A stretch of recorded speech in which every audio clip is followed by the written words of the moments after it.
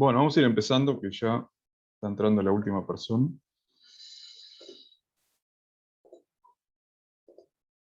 La idea en esta clase es comenzar a ver los ejercicios del tema de catálisis, que ustedes ya vieron una primera parte de catálisis homogénea y terminaron de ver la parte de adsorción que corresponde a fenómeno de catálisis heterogéneo. En esta clase vamos a ver entonces los tres primeros ejercicios del repartido que corresponden a catálisis homogénea y dos ejercicios que elegimos del fenómeno de adsorción. Dejamos para la clase que viene, o sea, el lunes que viene, que tienen otra clase de ejercicios, para ver los que correspondan a catálisis heterogénea. ¿Sí?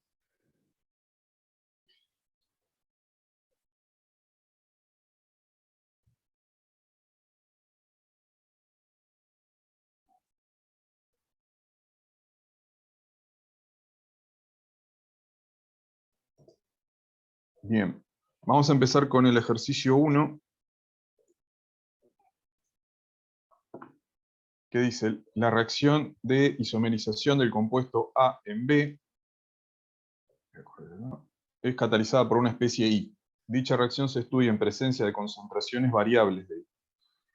Para cada una de estas concentraciones, en experiencias con avances lo bastante altos, el gráfico del logaritmo de A en función del tiempo da una recta.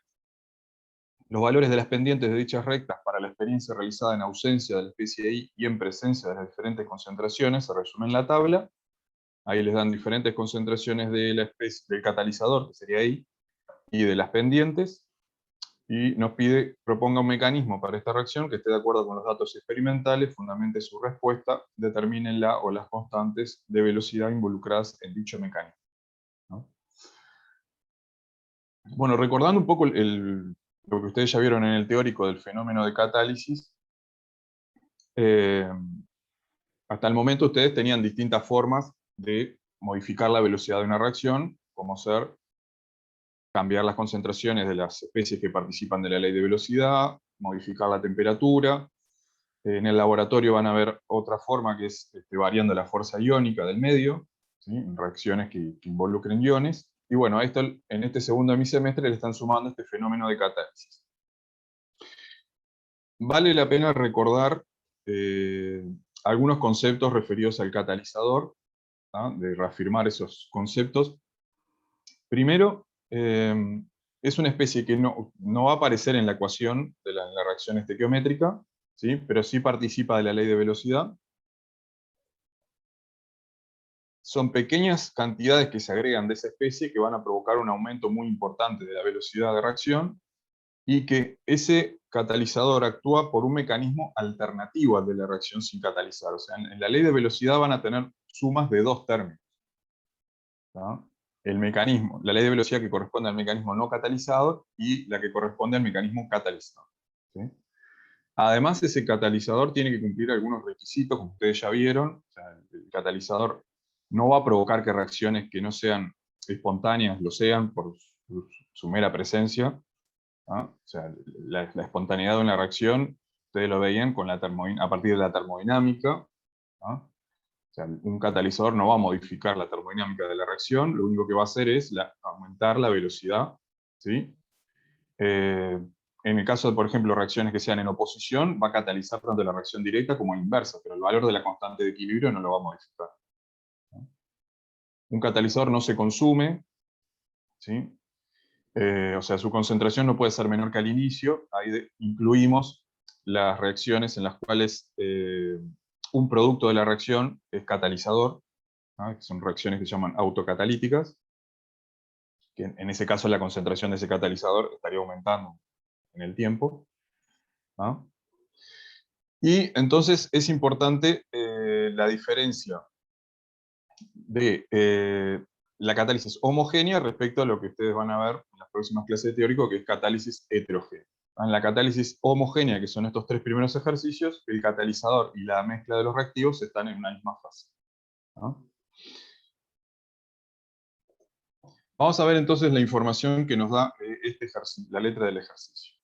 Tenemos una reacción catalizada por una especie I, o sea, A para dar B en presencia de una especie I. En experiencias con avances lo bastante altos, el gráfico del logaritmo de A en función del tiempo da una recta. ¿Qué datos nos están dando con eso?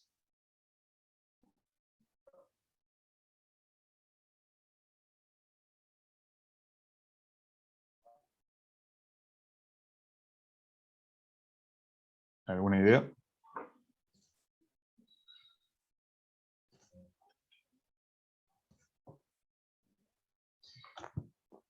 El orden de la reacción, ¿Qué orden? Sí, estoy de acuerdo que te están dando el orden para A. que es de primer orden. Ahí está, que es de primer orden porque se acuerdan que el gráfico del logaritmo en función del tiempo nos daba, o sea, si se ajustaba una recta era de orden 1, ¿no? Acá lo hice menos logaritmo para dejarlo en el primer cuadrante, pero es válido también, ¿no? Recuerden que lo único que cambia es el signo de la pendiente. Menos logaritmo de A versus T, ¿ah? Lo que me están diciendo, si da una recta, es que la reacción es de orden 1 respecto a A.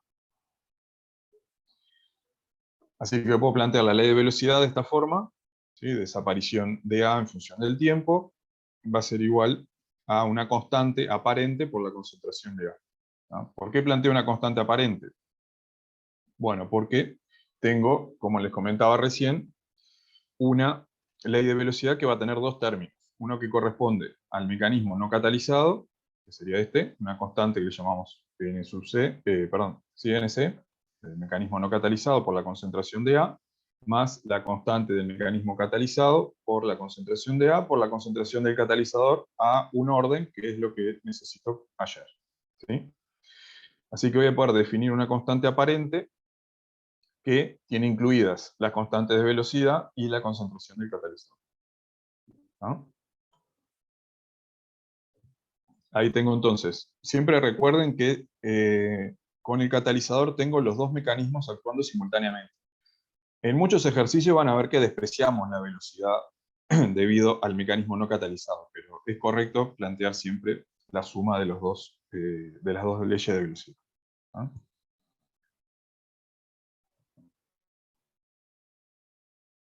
Entonces tengo esa ley de velocidad, la suma del mecanismo no catalizado y el catalizado, y tengo entonces esto que vendría a ser la constante aparente que definí en la diapositiva anterior, ¿sí? Así que si resuelvo esta ecuación diferencial, integro, me queda de este lado de la igualdad menos logaritmo de A más el logaritmo de la concentración inicial, y de este otro lado, paso de T hacia el otro lado de la igualdad, y me queda esta constante aparente por el tiempo. ¿No? Lo que me dan como dato, ¿sí? Es esta pendiente. A mí me están diciendo que para distintas concentraciones de catalizador, el gráfico del logaritmo de A en función del tiempo es una recta y me dan los valores dependientes. O sea que lo que está variando es la concentración del catalizador y por lo tanto está variando el dato de la pendiente. ¿Sí?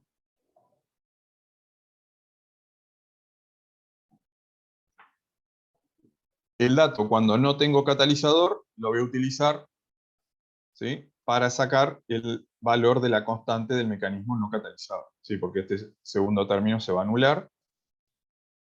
¿Ah? Y a partir entonces del dato, cuando la concentración de catalizador es 0, determino el valor de la constante del mecanismo no catalizado.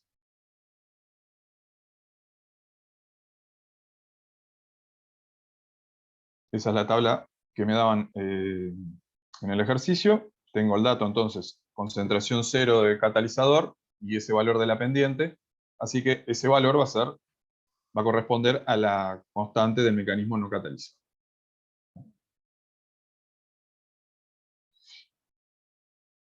Y bueno, después, con los otros datos, voy a tener que intentar determinar el orden, ¿sí? Para el catalizador. Ahí que, ¿cómo lo resolverían?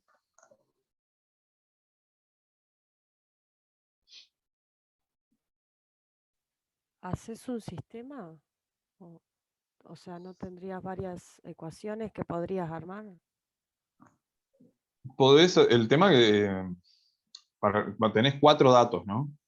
con un sistema tendrías, bueno, podés hacerlo de 4, pero o sea, la única incógnita que tenés es el orden beta, y tendrías 4 ecuaciones. Digo, lo más sencillo parece la linealización, ¿no?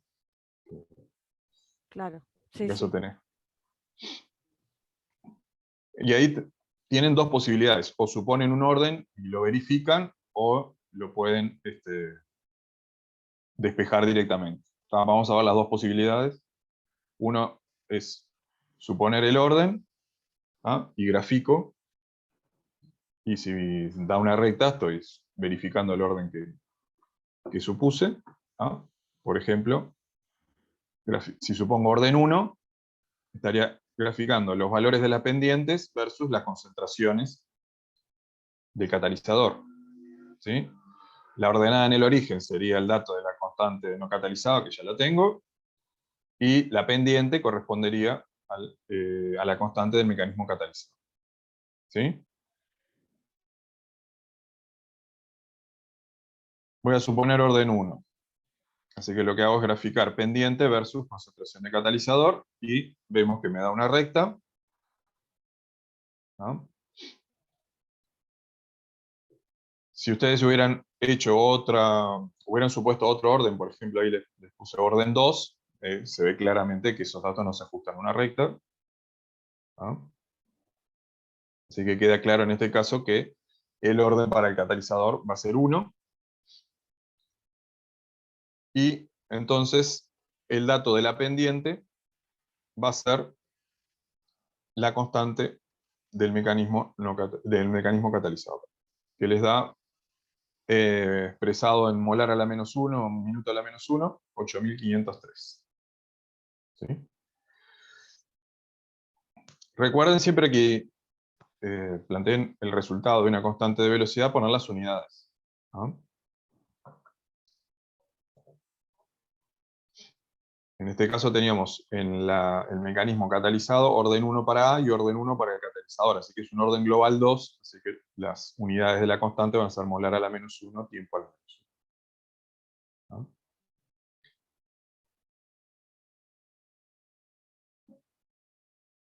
¿Alguna pregunta hasta acá?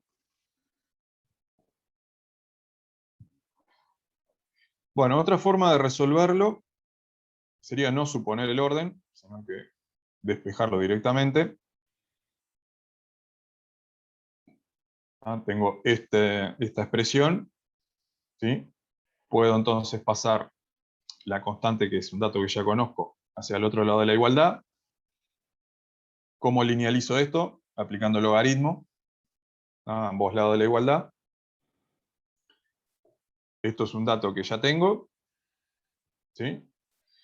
Las concentraciones también, acá no estoy suponiendo ningún orden, o sea, lo que voy a graficar es este logaritmo de la pendiente menos la constante del mecanismo no catalizado en función del logaritmo de las concentraciones de catalizador. La pendiente me va a dar el orden directamente, y de la ordenada en el origen voy a sacar la constante del mecanismo catalizador, ¿sí? Bueno, hago esa gráfica y me queda una pendiente muy cercana a 1, ¿sí?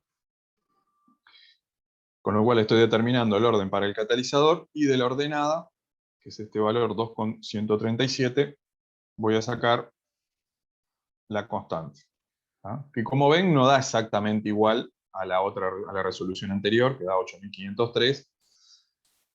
O sea, en el primer caso tenían el dato de una pendiente y acá están obteniendo el dato de una ordenada. Puede variar un poquito, pero es muy poca la diferencia. Así que los dos formas de resolverlo son válidas. Así que tenemos entonces ya determinado el orden del catalizador y las dos constantes de velocidad, del mecanismo no catalizado y del mecanismo catalizado. Lo que nos pedía es plantear un mecanismo, que en este caso va a ser bastante sencillo porque tenemos orden 1 para A y el catalizador. Bueno, y el mecanismo no catalizado, la posibilidad que tenemos es A para dar B. Y de la reacción catalizada, ¿qué mecanismo plantearía?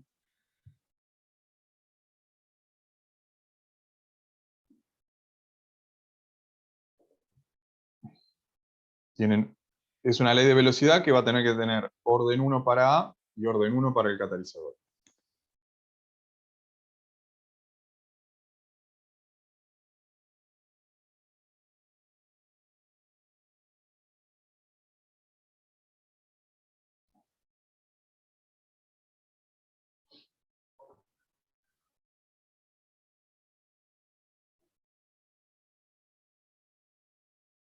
¿Alguna idea?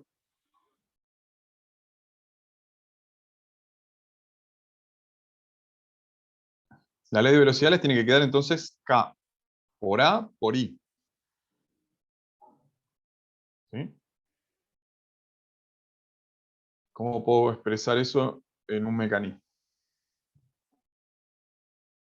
¿Se acuerdan que un mecanismo es una sucesión de etapas elementales, ¿no? ¿Podría ser que A para dar I para dar B? O- A, Yo ¿cómo sería plantearía, yo cómo sería? plantearía un intermediario ahí y después qué pasa ahí. O sea, en una etapa no puede ser porque es una reacción catalizadora, ¿no? O sea, necesito en una reacción que aparezca el catalizador y en otra que vuelva, ¿no? Porque el catalizador no se va a consumir. Así que una posibilidad es, como dice el compañero, plantear un intermediario, ¿sí? O sea, la etapa determinante va a ser la primera con la estequiometría de A y de I1, ¿sí? O sea, porque si yo planteo la ley de velocidad acá, me quedaría K por la concentración de A por la concentración de I, ¿sí? Y luego en una etapa rápida, ese intermediario se descompone dando el producto y regenerando el catalizador. ¿Ah? Si ustedes suman estas dos reacciones, ¿ah? Van a llegar a A para dar B. ¿Sí?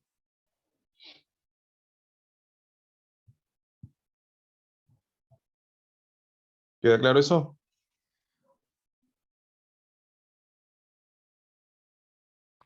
Sí. Bueno, vamos a pasar al siguiente, que es el 2.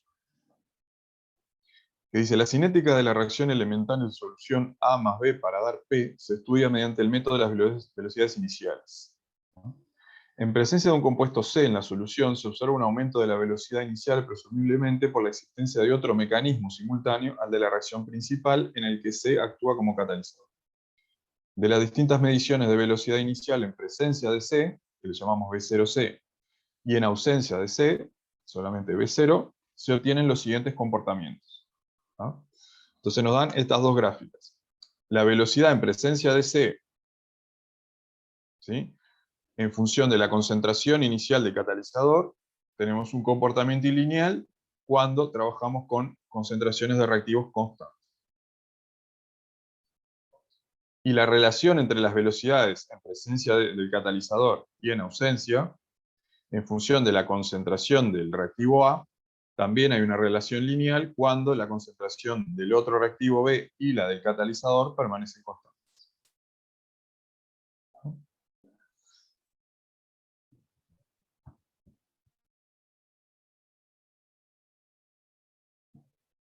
Nos piden, a partir de las gráficas, deduzca los órdenes parciales respecto a A y C en el mecanismo en el que participa C. Vamos a tener mecanismo catalizador. La reacción entonces es A más B para dar P.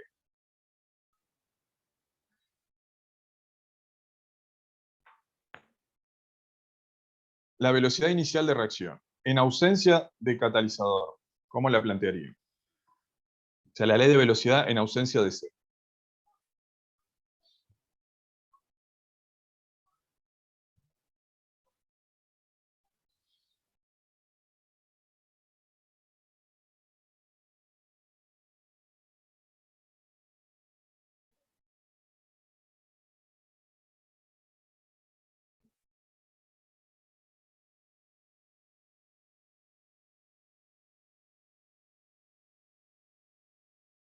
O sea, si no tengo catalizador, ¿cómo sería la ley de velocidad?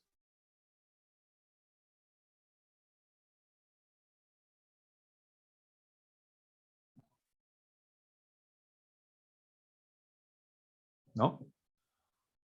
Me decían que la reacción era elemental.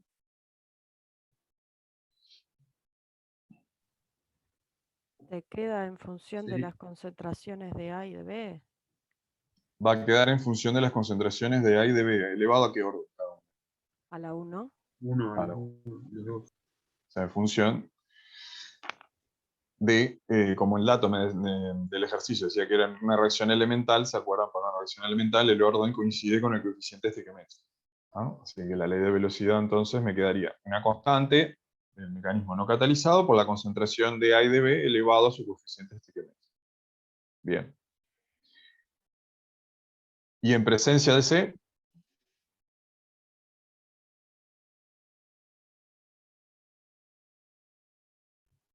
así ya tengo catalizador,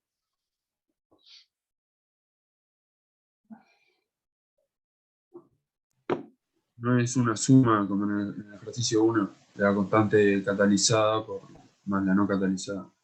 ahí está. Voy a tener la suma entonces de la ley de velocidad del mecanismo correspondiente al mecanismo no catalizado, más el del mecanismo catalizado, que ahí sí no me dan datos de los órdenes, así que los pongo en forma general, alfa, beta, gamma. ¿Sí? Ahí me piden solamente deducir los órdenes parciales respecto a A y C, o sea, me están pidiendo alfa y gamma. ¿Ah? A partir de las dos gráficas que me dan como datos. Entonces vamos a ver con esa información, ¿ah?, cómo podemos determinar esos órdenes alfa y gamma. Bueno, en la primera gráfica me dicen, trabajando con las concentraciones de A y de B constantes iniciales, hay una relación lineal entre la velocidad en presencia de C y la concentración de C. ¿No? O sea que A y B en esta igualdad es constante. ¿Sí?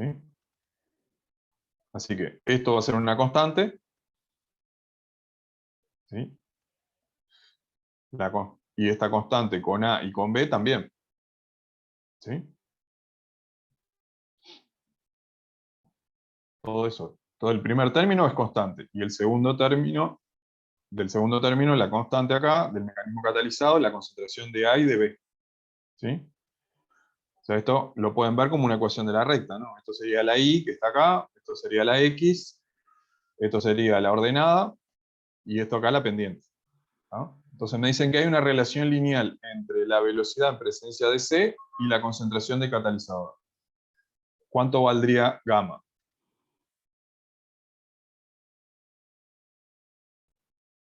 Si hay una relación lineal. 1. 1, ¿no? ¿Están de acuerdo?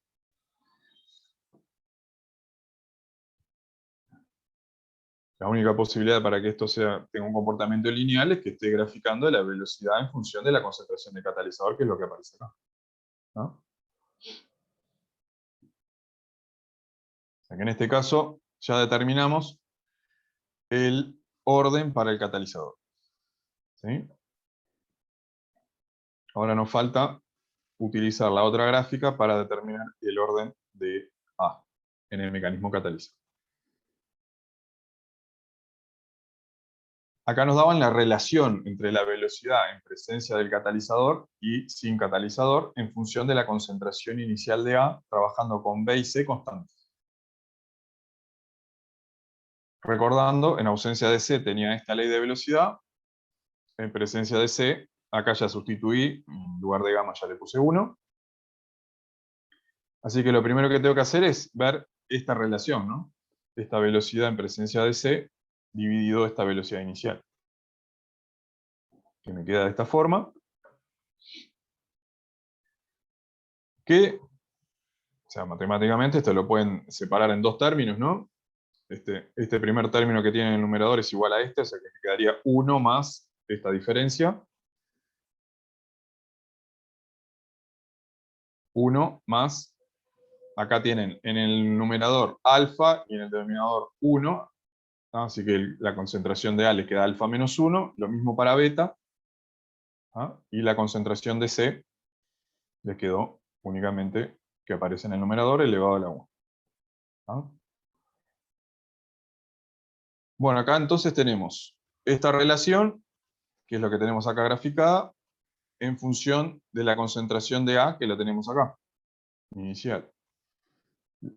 Y nos dicen que trabajamos con B y con C constantes, o sea que todo esto que multiplica la concentración de A es constante. ¿Están de acuerdo? Esta sería la ordenada de esta gráfica, esta sería la pendiente. Entonces, si se cumple la linealidad entre esta relación de velocidades y la concentración de A, ¿cuánto tiene que valer alfa?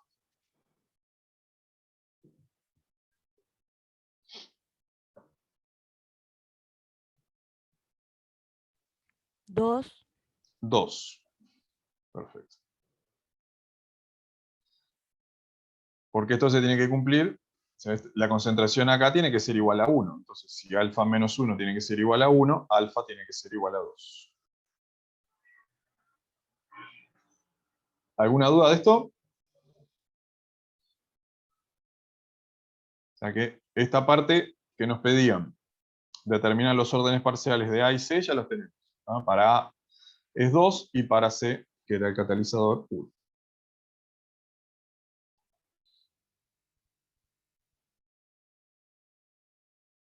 En la parte B, me dicen, sabiendo que la concentración de B afecta solo la velocidad del mecanismo sin catalizar, propongo un mecanismo que sea concordante con los resultados experimentales obtenidos.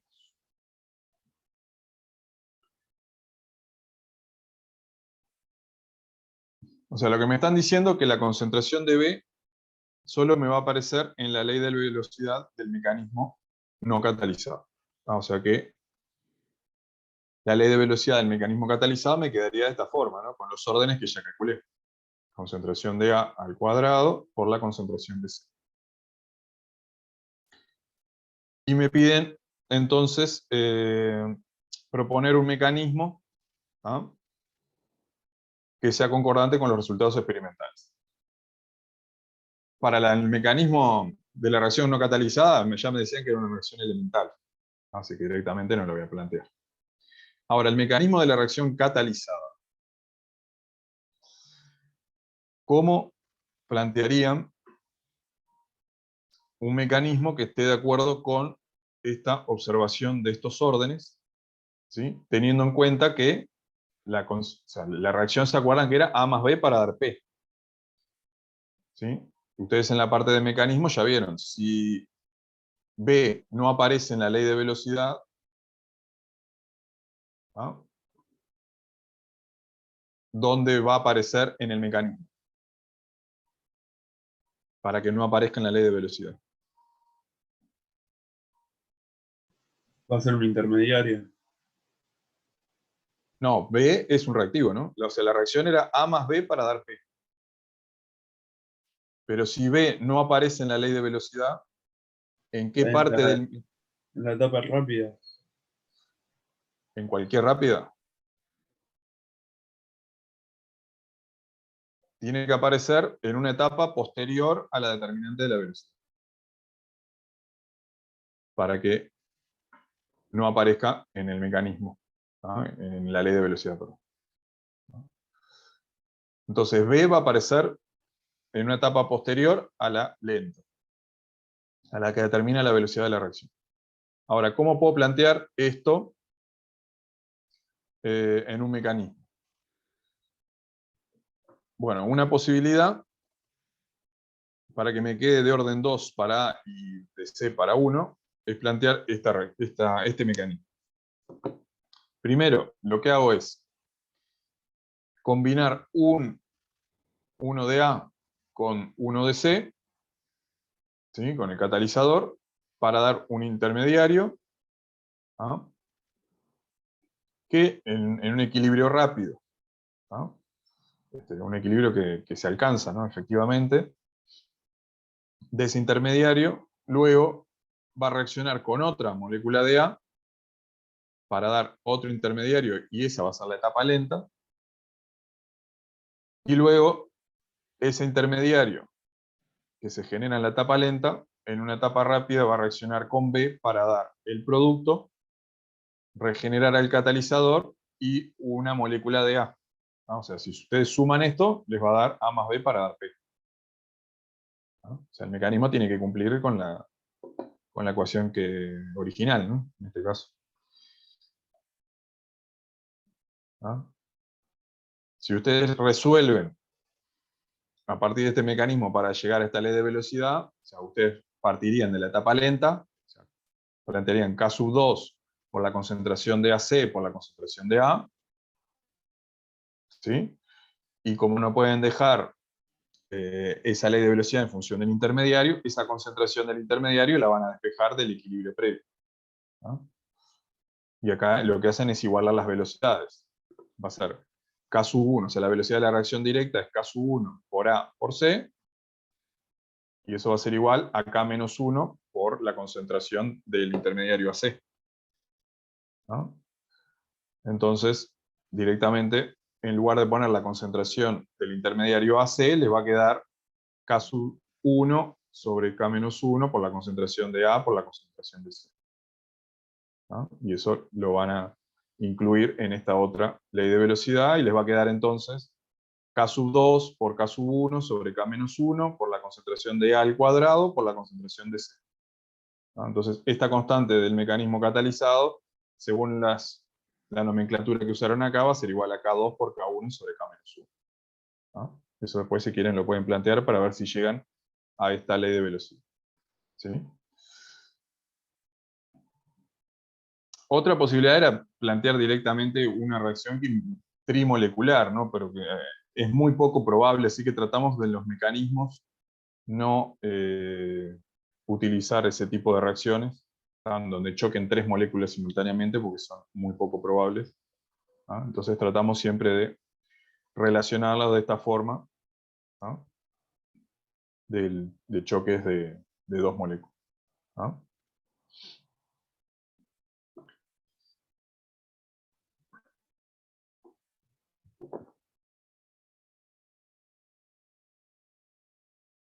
¿Queda alguna duda de cómo llegar de este mecanismo a esta ley de velocidad?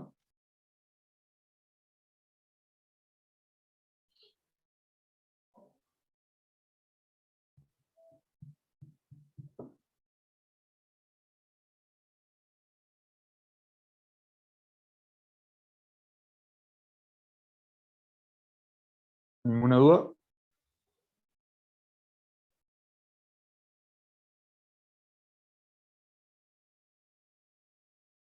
Bueno, entonces seguimos.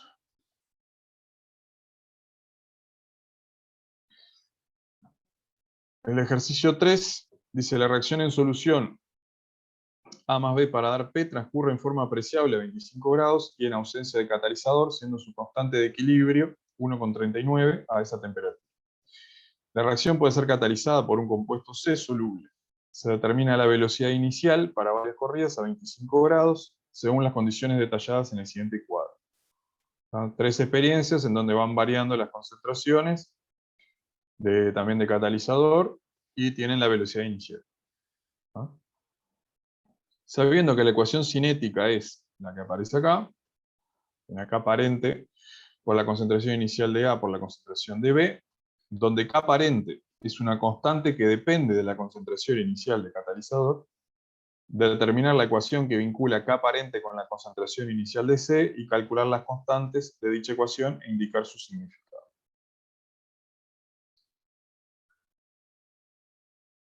Bien, o sea, tenemos esa ley de velocidad, ya definido una K aparente, que ya sabemos que va a aparecer esa K aparente porque tengo los dos mecanismos actuando en forma simultánea, el mecanismo no catalizado y el catalizado.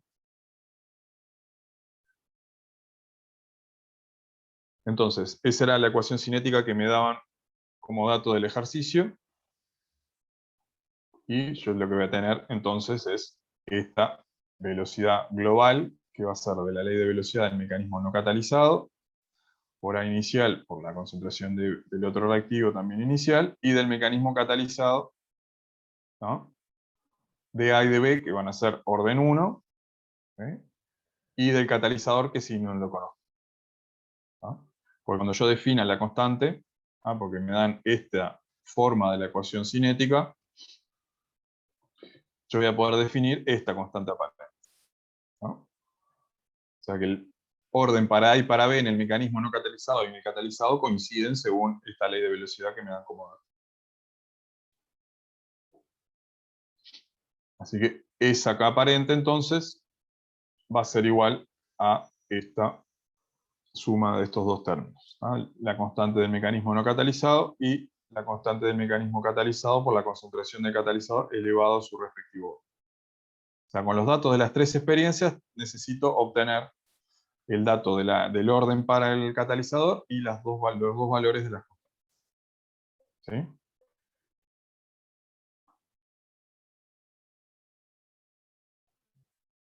Entonces, acá sí, como me comentaban en el ejercicio anterior, en el primero, de poder resolver un sistema, acá puede ser útil, ¿no? Porque tengo estas ecuaciones.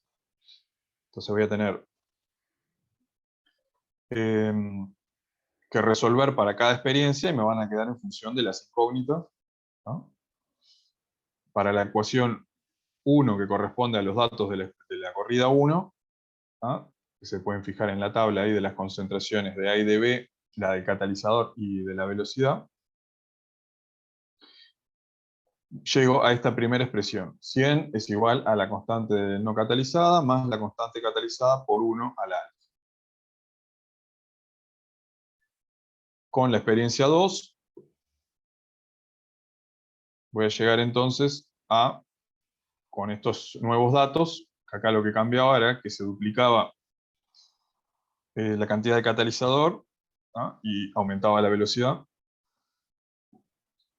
Me queda esta segunda ecuación, 180, constante no catalizada, más K sub C por 2 elevado a la alfa. ¿Sí?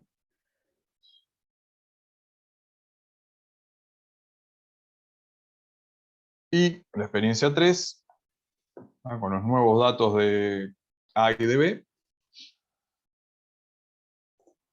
llego a esta otra expresión, la ecuación 3, 60K no catalizada más la constante catalizada 0,5 a la alfa. Lo que podemos hacer es suponer, o sea, tengo tres ecuaciones con tres incógnitas. O sea que el sistema lo puedo resolver. Lo más sencillo puede ser ir suponiendo valores de alfa para poder verificar, o sea, resolverlo pero de a dos, ¿no? A partir de ya las dos primeras ecuaciones veíamos que trabajaban con la misma cantidad de reactivos, modificaban la de catalizador y la velocidad se modificaba. O sea que el orden para el catalizador no iba a poder hacer cero nunca, ¿no? Porque si yo modifico la cantidad de catalizador y la velocidad se modifica, ¿no? Es que está afectando la velocidad, y por lo tanto el orden no puede ser cero, porque si fuera cero desaparecería la concentración. ¿Se entiende? O sea que el orden no puede ser cero para el catalizador,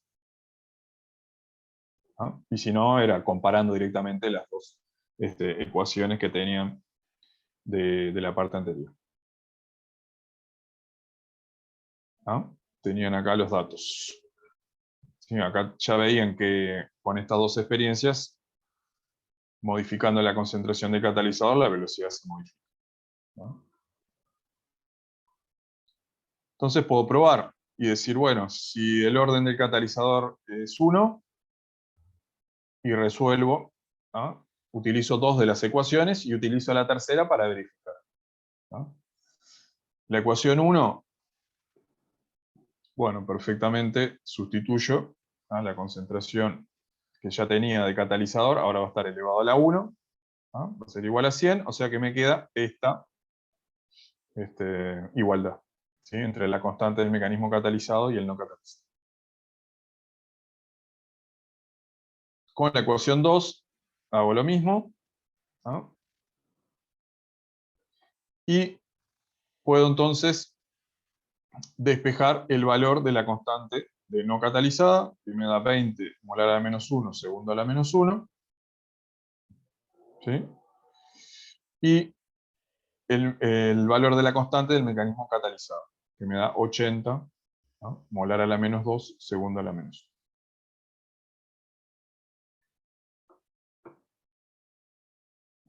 ¿Cómo puedo verificar que el orden sea 1 y esto valor de la constante? Sustituyendo en la tercera ecuación, ¿no? También lo pueden resolver de alguna forma con las tres ecuaciones simultáneamente, ¿no? Pero esto parece lo más sencillo.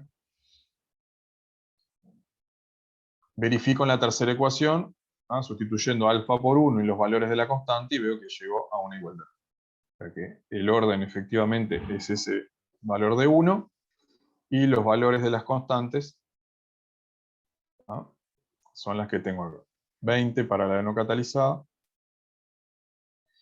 y 80 para catalizada, ¿no? Con sus respectivas unidades, ¿no? Acuérdense siempre de poner las unidades correctas de las constantes. Y en este caso vieron que no hay, o sea, despreciar el mecanismo no catalizado estaría cometiendo un error, porque fíjense que el valor de la constante del mecanismo catalizado no es tan grande respecto a la constante del mecanismo no catalizado, ¿no? O sea que en este ejercicio era importante plantear la suma, ¿sí?, del aporte tanto del mecanismo no catalizado como del mecanismo catalizado.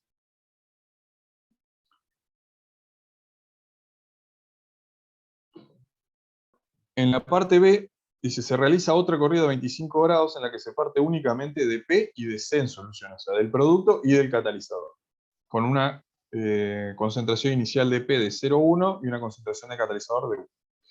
Sabiendo que la ecuación cinética es de la forma, nuevamente nos plantea una constante aparente, que ahora es una K' por la concentración inicial del producto. Explicar por qué K' es una constante aparente. Sabiendo que las ecuaciones cinéticas planteadas para las velocidades iniciales son también válidas en el equilibrio, expresar K' aparente en función de concentraciones y constantes cinéticas y calcular K' en esas condiciones. ¿Por qué K' es una constante aparente? Ya lo vimos. Porque va a tener involucrada la concentración de catalizador. Acuérdense que estas son una reacción en oposición, por lo tanto el catalizador va a catalizar tanto la reacción directa como la inversa, ¿no?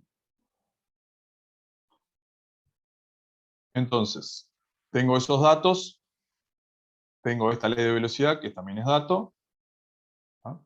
Entonces yo lo que voy a tener es que la constante aparente va a ser la constante prima, llamémosle, porque es la reacción inversa, del mecanismo no catalizado, más la correspondiente al mecanismo catalizado, elevado a la concentración del catalizador, ¿no? Multiplicado, perdón, por la concentración del catalizador, elevado al orden, ¿no?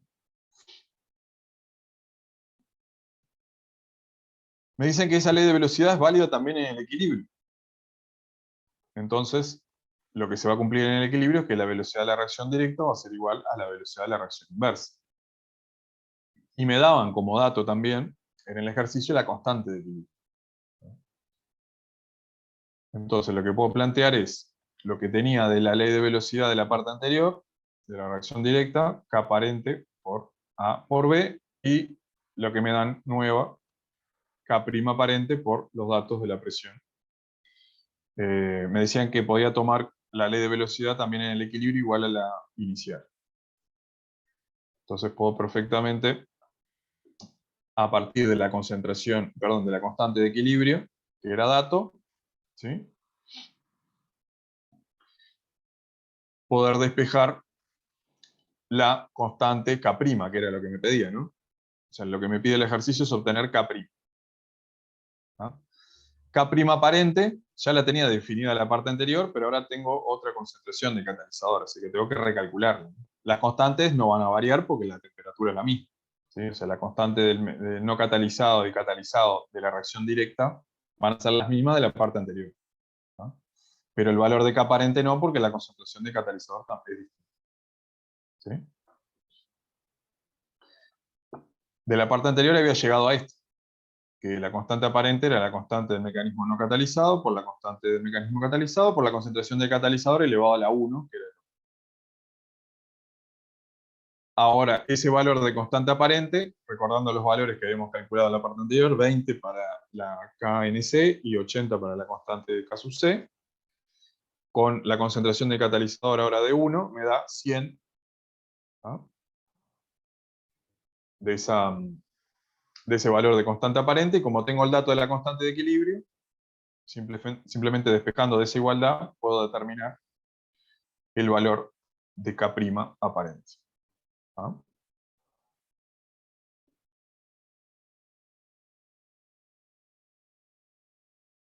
Y en este caso, si se fijan en la ley de velocidad, era de orden global 1, ¿no? Porque tenían solo la concentración de P.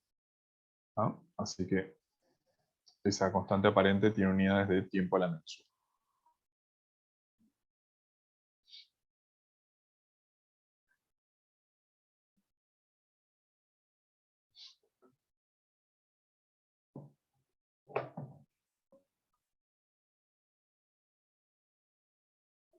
¿Alguna pregunta?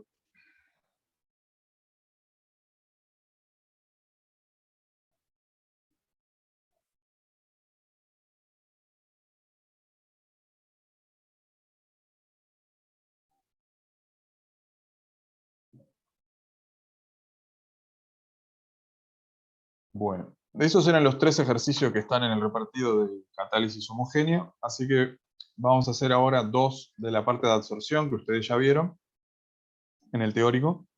¿Ah? El primero que vamos a hacer es el 4, que dice, para el nitrógeno absorbido sobre una muestra de cierto metal a 77 Kelvin, los volúmenes absorbidos corregidos a ppn por gramo de metal son frente a la presión de nitrógeno y tienen los datos de presión y volumen, ¿no?, absorbido en centímetros cúbicos por gramo. La parte A nos dice, ajuste estos datos con la isoterma de Langmuir y calcule los valores del volumen de la monocapa y la constante de Langmuir. Y parte B, calcule el volumen absorbido a 0,45 atmósferas utilizando la isoterma de Langmuir.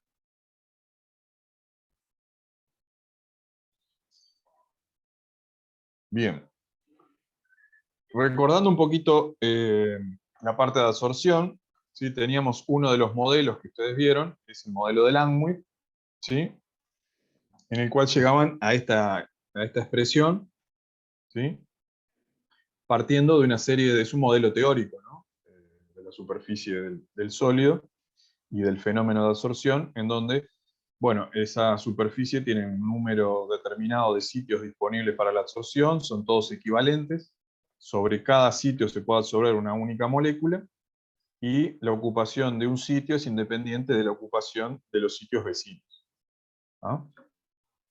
A partir de ese modelo teórico, se llega entonces a una relación entre las velocidades. En el equilibrio van a ser iguales, ¿no?, de la absorción y de la desorción. ¿Ah? La de la absorción depende de los sitios que están disponibles y de la presión del gas, y la de desorción depende de los sitios ocupados. ¿Ah? Definiendo la constante de Langmuir como la relación entre las constantes de absorción y de desorción, ¿no?, pueden llegar a esta expresión matemática de el θ, que era la tasa de recubrimiento o el factor de recubrimiento, o sea, cuál es el grado de extensión de esa absorción, ¿no?, que para el isoterma de Langmuir, para el modelo de Langmuir sería desde 0 hasta 1, cuando está completamente saturada la monocapa, ¿sí? Entonces llegamos a esta expresión matemática de θ en función de P, en donde, bueno, si la presión es 0, θ vale 0, a presiones bajas hay una relación lineal entre θ y P, y se va acercando a presiones elevadas al valor de 1. ¿Sí? A partir entonces de esos datos que me daban, ¿sí?, de presión y del valor del volumen absorbido, nos piden el volumen de la monocapa y el valor de la constante de Langmuir. Para eso, es útil hacer una linealización de esta isoterma de Langmuir, ¿no?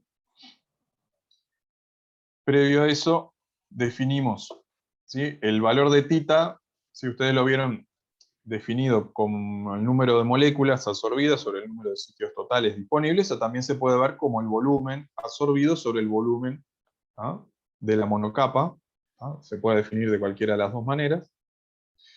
Y si aplicamos una linealización, que es el doble recíproco, o sea, hago el inverso a ambos lados de la igualdad,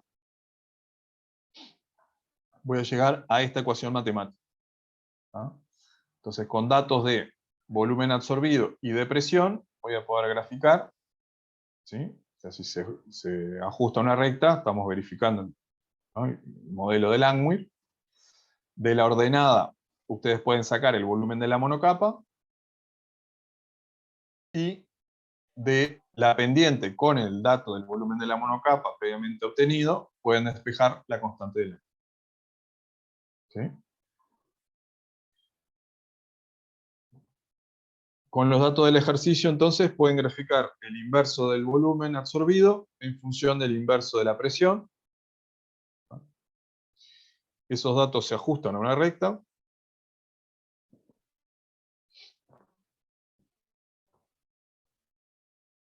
Despejando entonces de la ordenada en el origen, que es este valor, y el valor de la pendiente, 0,1290.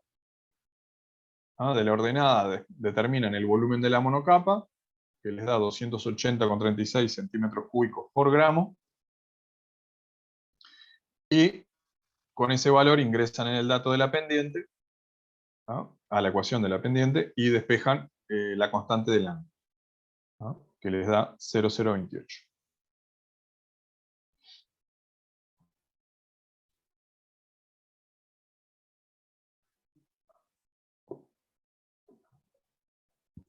¿De esta linealización tienen alguna duda? O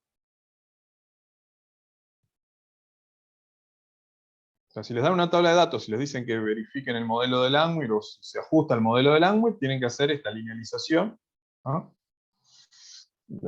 sea, el doble recíproco acá. Y graficar. Si esos datos se ajustan a una recta, estarían frente al modelo de Langmuir. Y los parámetros que uno determina son la constante y el volumen de la monocapa. Después, en una parte B, les daba un dato de presión y les pedía el volumen, o sea que eso es directamente ingresar a la ecuación de trabajo. Si ya tienen despejado el volumen de la monocapa y la constante de Langmuir, les decían, para una presión de 0,45 vuelva a ser el volumen absorbido. Entonces ustedes ya van a tener el dato de Bmol y van a tener el dato de la K sub L, sustituyen la presión en esta ecuación y despejan el volumen. Que ese dato les da, o sea, el valor les da 3,44 centímetros cúbicos por hora.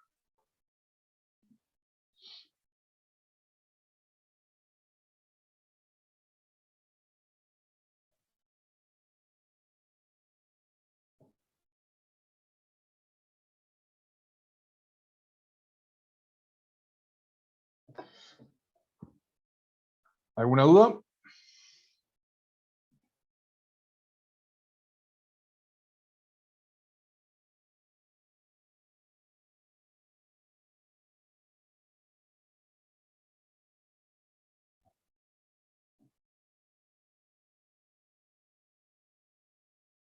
¿Seguimos?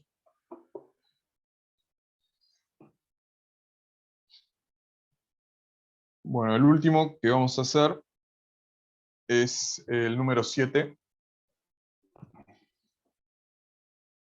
que dice, para nitrógeno absorbido sobre cierta muestra de polvo de óxido de zinc a 77 Kelvin, los volúmenes absorbidos recalculados a ppm por gramo de óxido de zinc en función de la presión de nitrógeno son, y nos dan de nuevo datos de presión, en este caso están en torr, y volumen absorbido en centímetros cúbicos por gramo.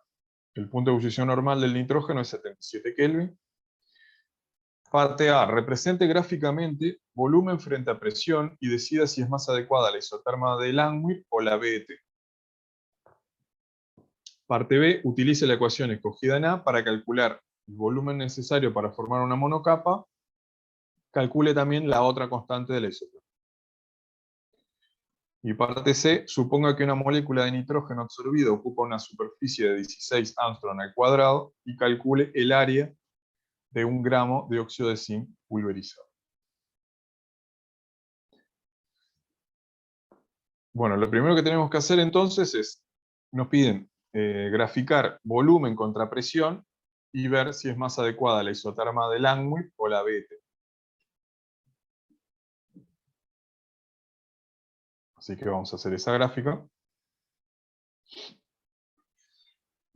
Y nos da este comportamiento, ¿no?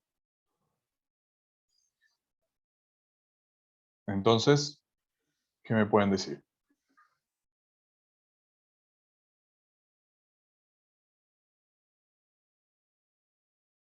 ¿Es más adecuada Langmuir o Betz?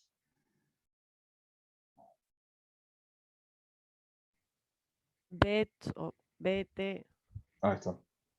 La de Langmuir tiende a un valor constante, ¿no? En realidad, que es cuando se satura la monocapa. ¿Qué diferencia hay entre el modelo que plantea Langmuir con el BT?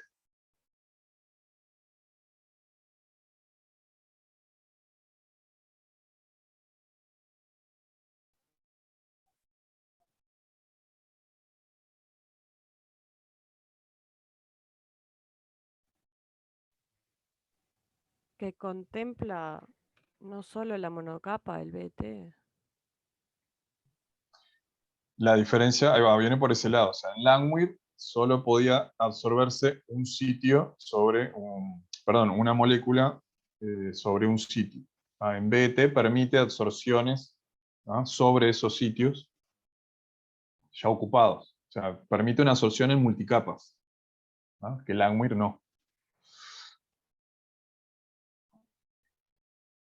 Acá tenemos igual lo que, esto está sacado del teórico, las formas más comunes de las isotermas, ¿no? Esta era la típica de Langmuir, ¿no?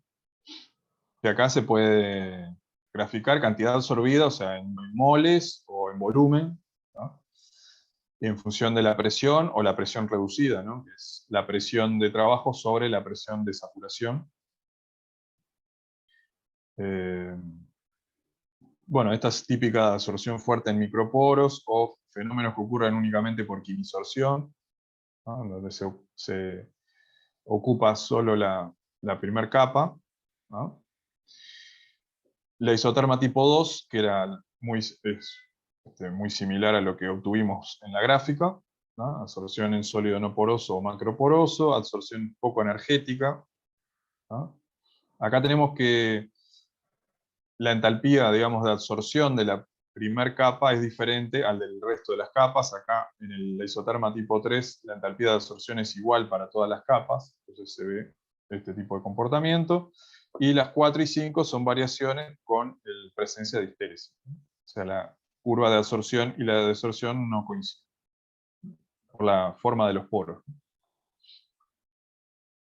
Entonces tenemos este tipo de comportamiento en nuestro caso, ¿no? Una isoterma tipo 2.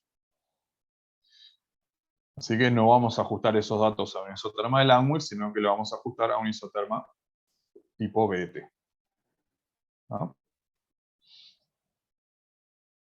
Ustedes tienen ya esta ecuación en el teórico, ¿no?, de lo que tienen que graficar para verificar este tipo de comportamiento, ¿no?, de absorción en multicapas, ¿no?, donde tienen el dato de la presión reducida, ¿sí?,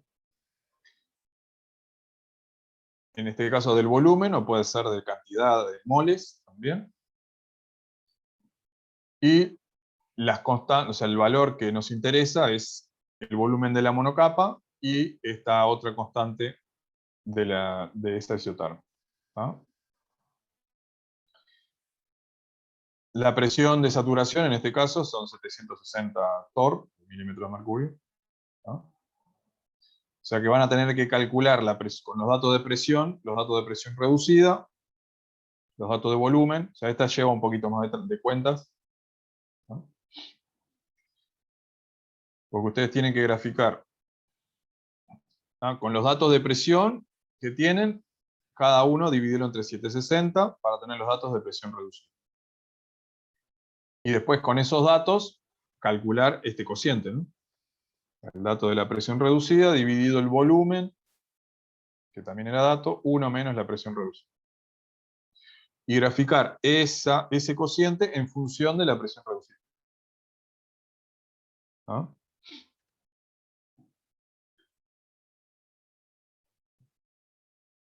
Y otra cosa importante, cuando ustedes ajustan el modelo BET, ¿qué era?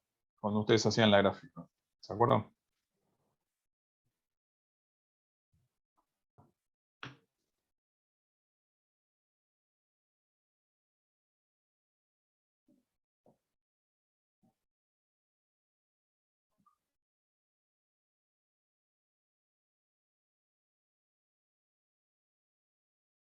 ¿Qué pasaba con la linealidad del gráfico?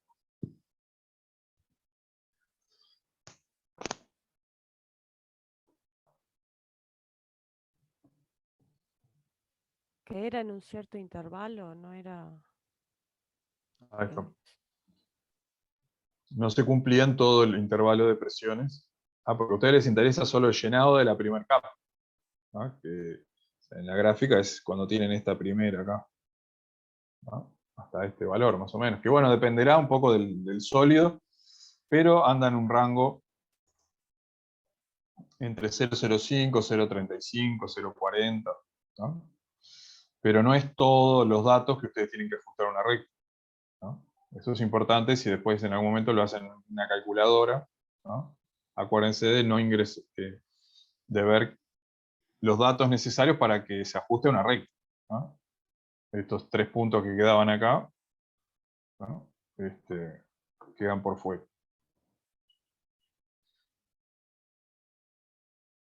Así que entonces tienen esta ecuación con su respectiva pendiente y la ordenada, ¿no? Un buen ajuste de los datos. Y bueno, ¿cómo despejan entonces el volumen de la monocapa y la constante C? De la ordenada, ustedes tienen el volumen de la monocapa por C. O sea, pueden despejar ese valor, sustituirlo en la pendiente, despejar C, ¿ah? Y con ese valor de C después volver y calcular el volumen de la monocapa, ¿no?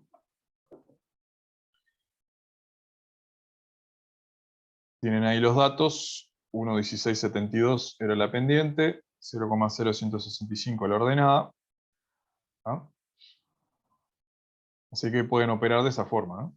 Despejar este producto de B mon por C, sustituirlo en la pendiente, despejar el valor de C, y con ese valor de C después despejan el volumen de la monocapa. Ahí tienen los datos, 0,845 centímetros cúbicos por gramo, el volumen de la monocapa, y el valor de la constante C, 71,5.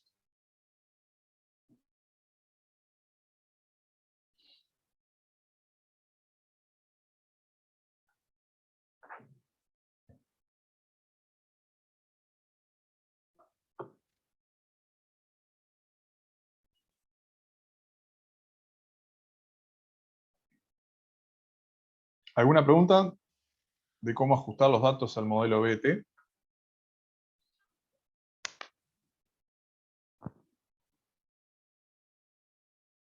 Lo importante es recordar ese rango de aplicación, ¿no? O sea, no son todos los datos, sino son los que se ajustan a una recta que dependerá mucho del sólido, pero no se mueve mucho más de ese rango, de 0,05 a 0,38, 0,4, no mucho más de eso.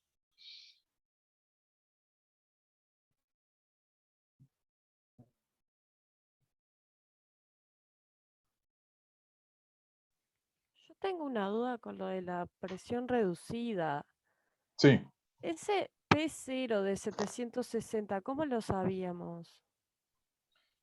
porque o sea, vos estás usando nitrógeno, el dato vos estás trabajando a 77 Kelvin, o sea que la presión, digamos, de saturación cuando condensa el nitrógeno es la presión estándar, digamos, 760. Siempre va a Ta, ser ese valor. ta. Porque vos acá, o sea, en todas estas isotermas, vos vas variando la presión.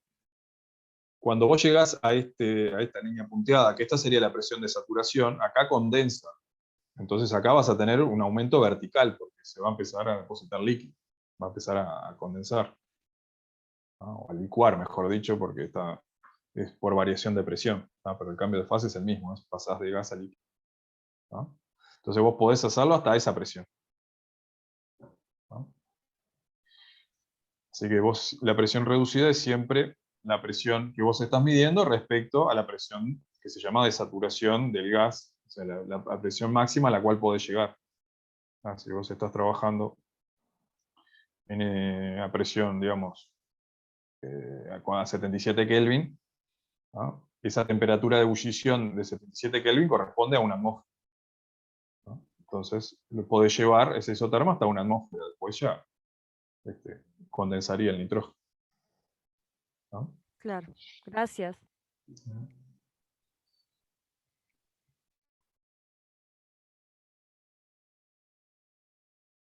Bueno, y la última parte, esto es en realidad es el dato que a nosotros, o sea, cuando uno va a caracterizar algún material y necesita calcular el área superficial, ¿no? Es un dato que con el volumen de la monocapa uno puede despejar el área, ¿no? El área superficial, ¿no? De ese sólido. Como uno utiliza nitrógeno, se sabe que cada molécula de nitrógeno ocupa una superficie de 16 Armstrong al cuadrado, ¿no? Entonces uno sabiendo cuál es el volumen de la monocapa, o sea, cuál es el volumen de nitrógeno que se absorbió, y sabiendo cuándo ocupa cada molécula de nitrógeno, puede saber cuál es el área superficial, ¿no? Entonces, esto es una cuestión que creo que ya la vieron en el teórico, la podemos repasar. O sea, cómo llegamos al área a partir del volumen de la monocapa. O sea, yo el volumen de la monocapa lo tengo expresado en centímetros cúbicos por gramo. ¿Sí? O sea, por gramo de sólido tengo un volumen de nitrógeno absorbido.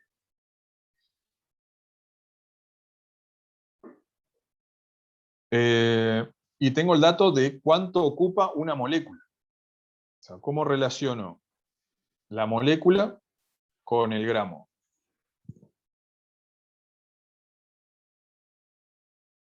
¿No? Sería eso el factor que me falta ahí, ¿no? O sea, ese volumen de la monocapa que está en centímetros cúbicos por gramo, y yo voy a tener un dato de cuánto ocupa una molécula. ¿Cómo operarían ahí para llegar a conocer el área? El área me tiene que dar en metros cuadrados por gramo, ¿no? En general se expresa de esa forma.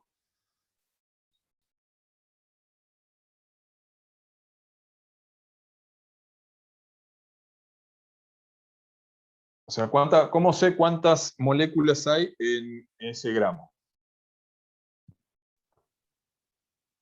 ¿No usas el número de Avogadro? Ahí está.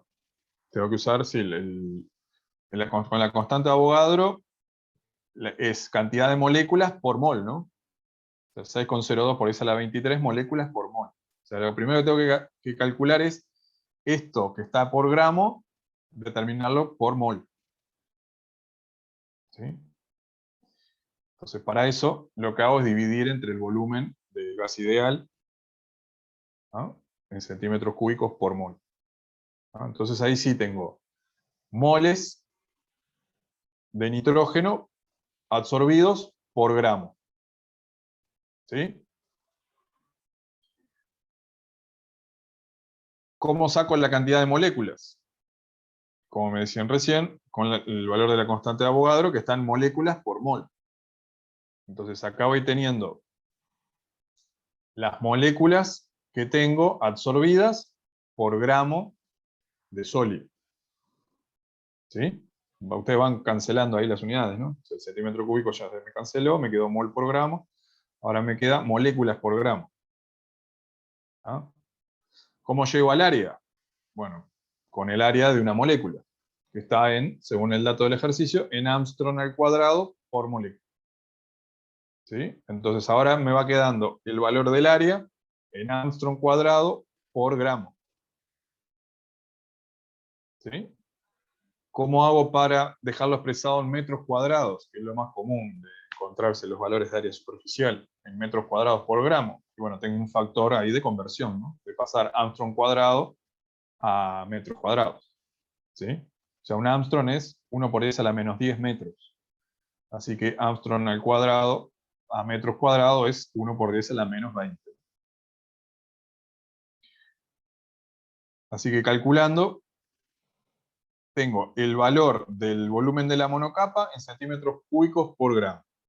El valor de cuánto ocupa un mol de gas ideal, ¿sí?, en centímetros cúbicos.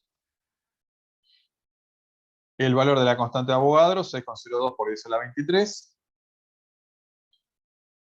El valor que ocupa, o sea, una molécula de nitrógeno absorbida, 16 Armstrong, ya pasado a metros.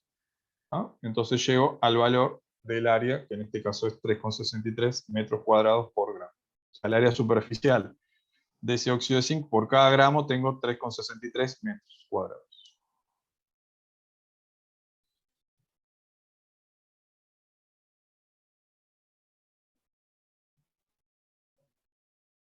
¿Se entendió? O sea, siempre, si en o sea, ya les queda la ecuación ya despejada, ¿no? Si en algún momento en algún ejercicio les piden a partir de ese volumen calcular el área, ya saben que necesitan, ¿no?, aparte de esto que va a ser dato, ya lo van a saber, el área, digo, si utilizar otro gas, ¿no? Lo más común es usar nitrógeno, pero se utilizan otros gases, ¿no? Necesitan el dato de cuánto ocupa cada molécula absorbida de ese gas. En este caso el nitrógeno es 16 al cuadrado. ¿Sí?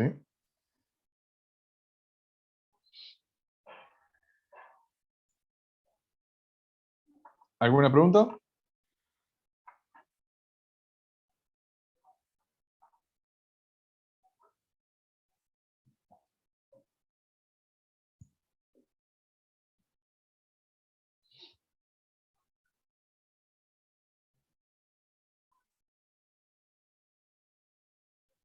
Bueno, por acá entonces terminamos la clase de hoy. Van a tener las dos próximas clases que van a ver con Jorge, de catálisis heterogénea, y el lunes que viene van a tener la clase de ejercicios de ese tema. ¿Ah?